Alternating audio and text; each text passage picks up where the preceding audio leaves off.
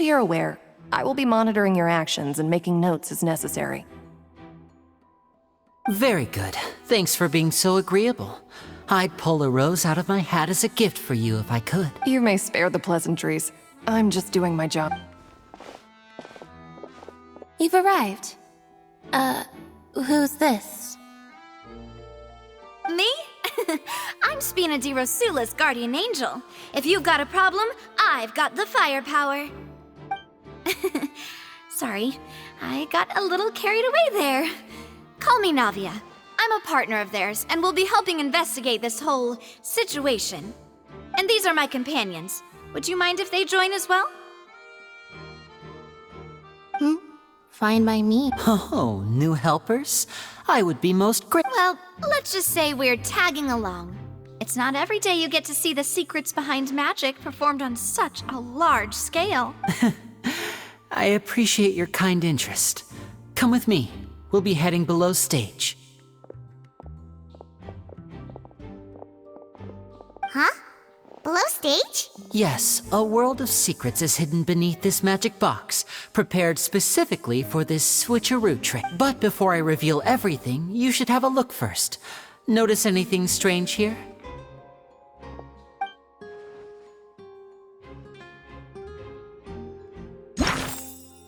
I'm not trying to be dramatic, remembering the details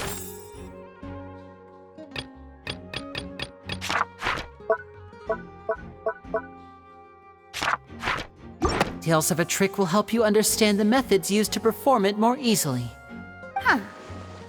Weren't there balloons and other decorations here? Where did all that go? Ah, good eye. That said, you're still far from discovering the answer. The back? You mean the inside of the door? What's different about it? Paimon didn't notice anything. Very good indeed. I thought you might not be able to catch that, given that you were sitting in the first row. The back of this door was patterned. Those patterns are now gone, replaced by a smooth wooden board. So, if you put 2 and 2 together, what do you get? Exactly. All right, let's go. I'll tell you how it works as we head down.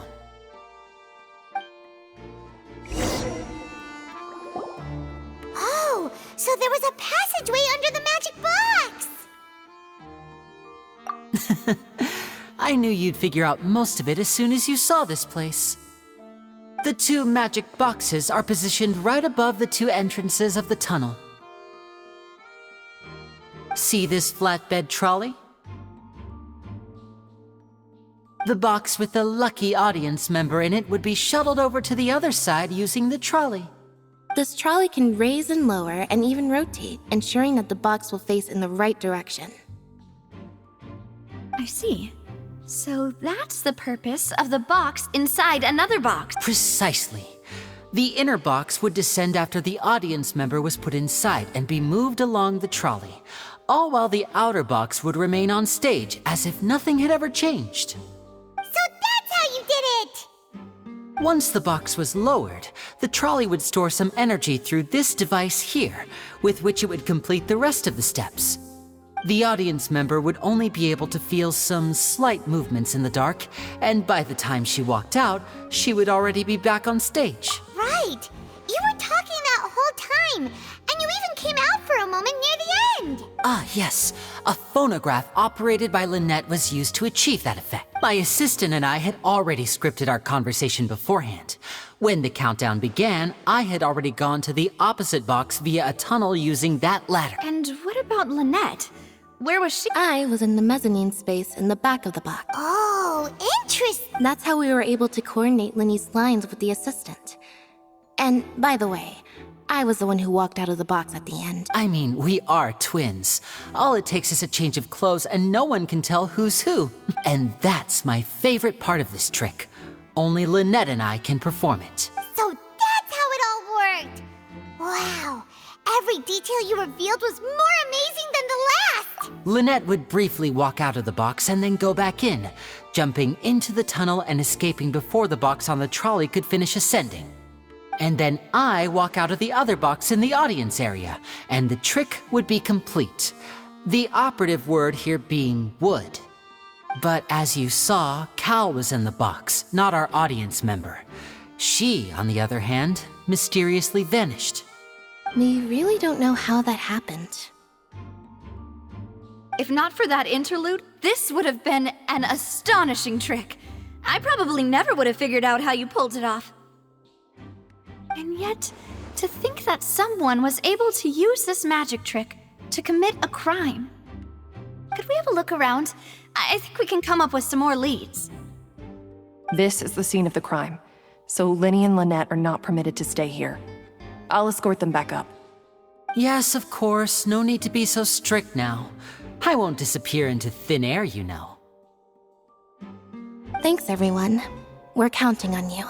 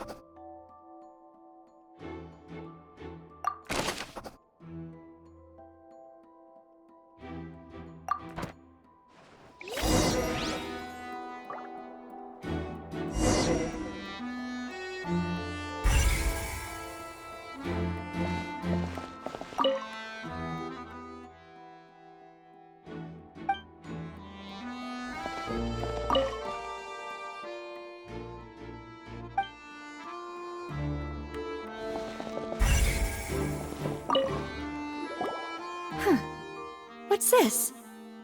Looks like a hook tied to the end of a rope. Huh? Perhaps it was a prop for a different trick. But why would it have been left here? Whatever it is, let's make a note of it first.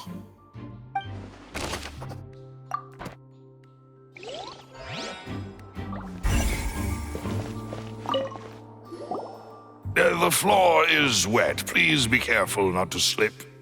Speaking of which, why would there be water here? Oh, Paimon knows!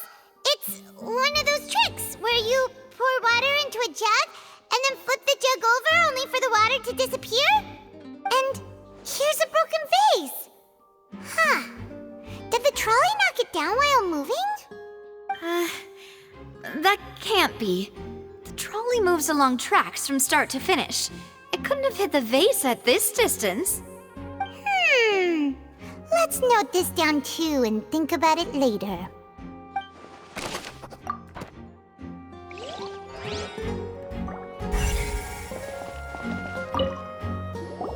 Oh, these are the clothes that the lady chosen from the audience was wearing, right? Her clothes are here, but she's nowhere to be found. Right. And do you really need to do that if you're kidnapping them? Ugh, this is so confusing. Paimon doesn't want to be a detective anymore.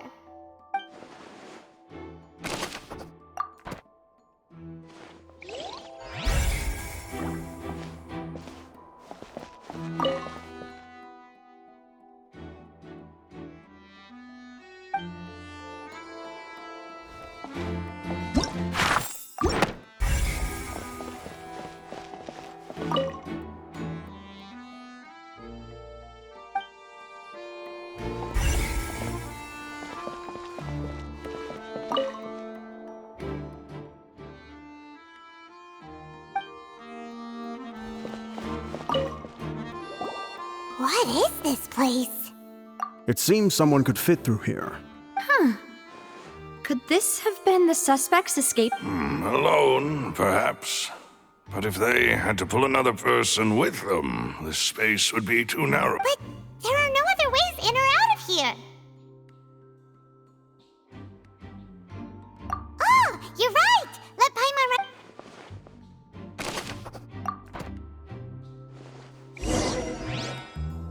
Seems means we're just about done investigating down here. Yes, let's head back up.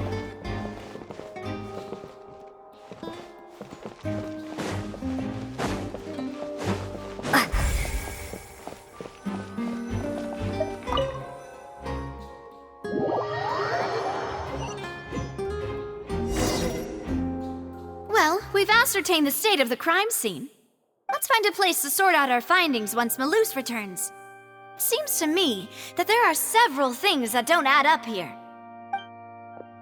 Apologies for the wait, demoiselle. So, what did the guards say?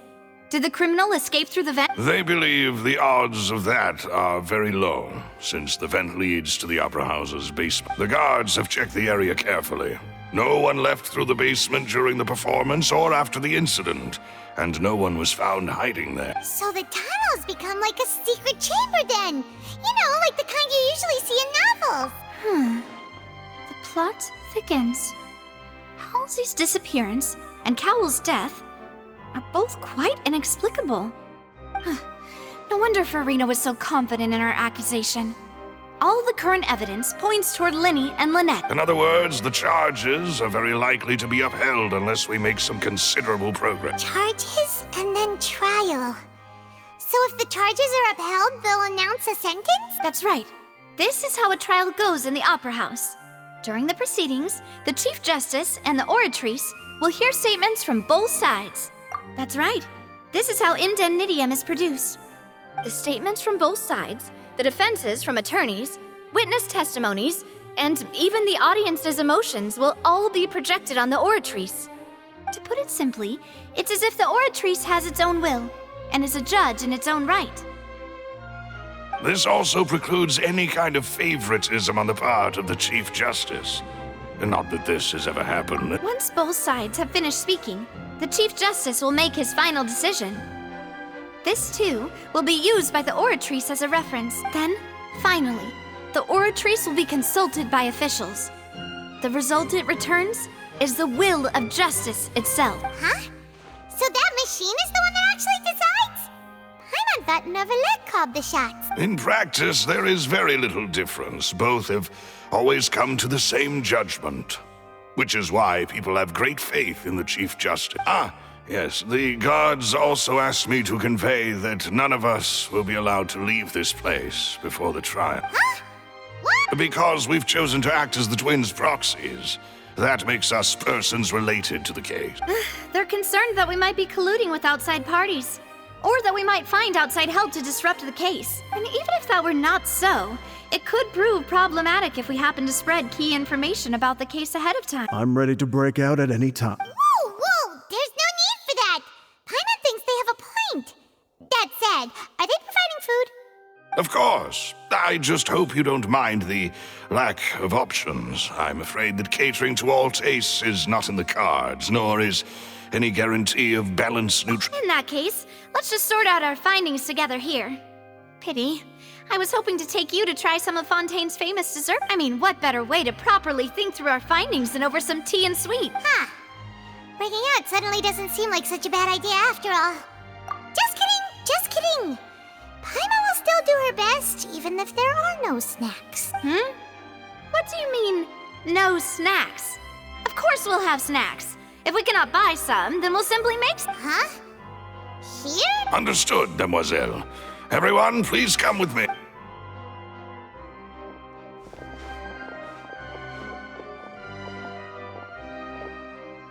Wait, you're carrying a portable stove with you? Yes, I must be prepared to meet the demoiselle's baking needs whenever the fancy strikes her. I have eggs, sugar, and almonds at the ready. Good work, you two. Then I'll get to it. These three are quite the interesting group.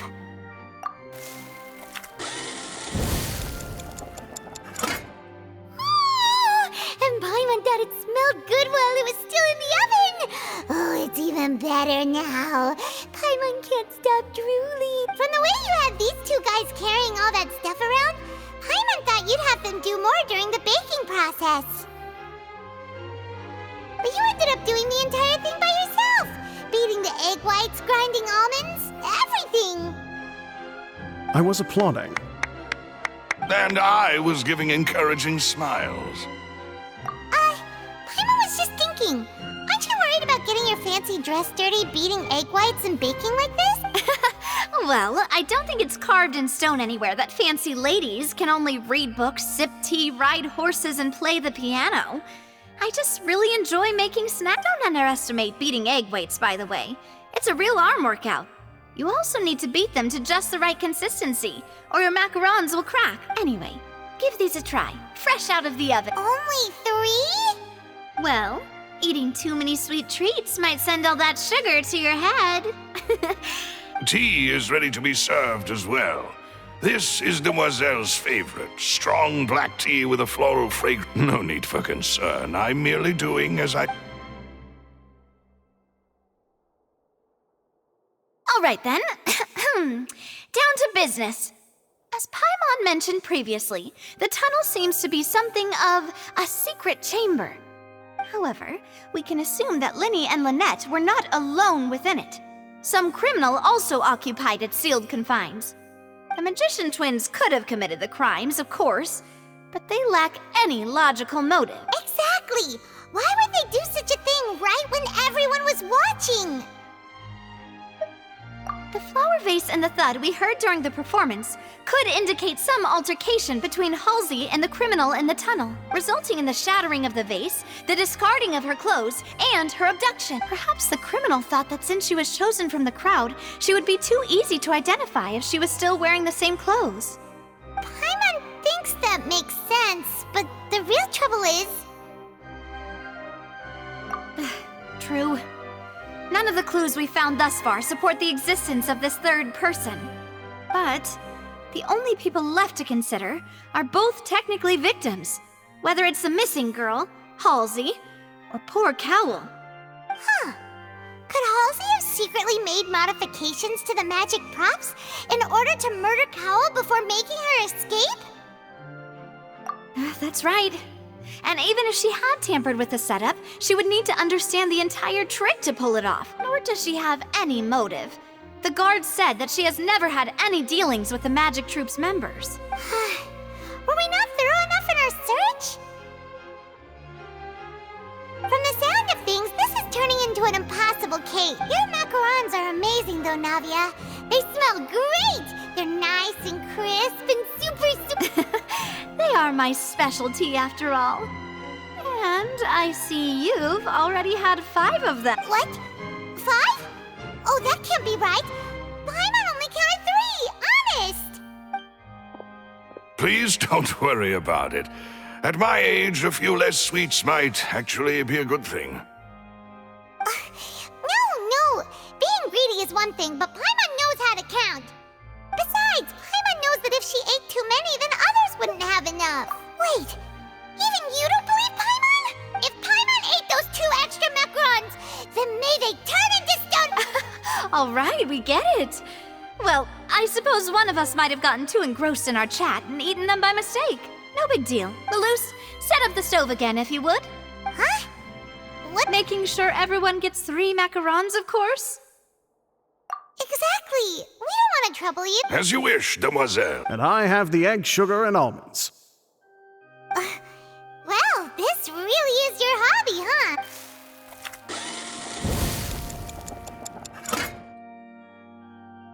Well, that's it for snack time.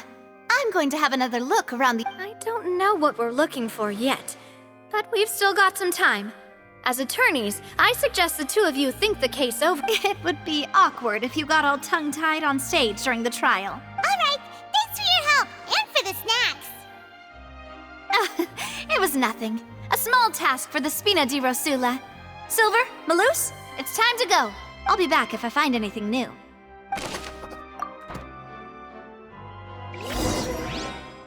All right, it's time to put our heads together. We've got to get our defense ready for the trial. Oh, it's probably gonna be a long and difficult case. There's no point in worrying about that now. We just need to prepare. Here, take Paimon's notes. They should help you review the situation.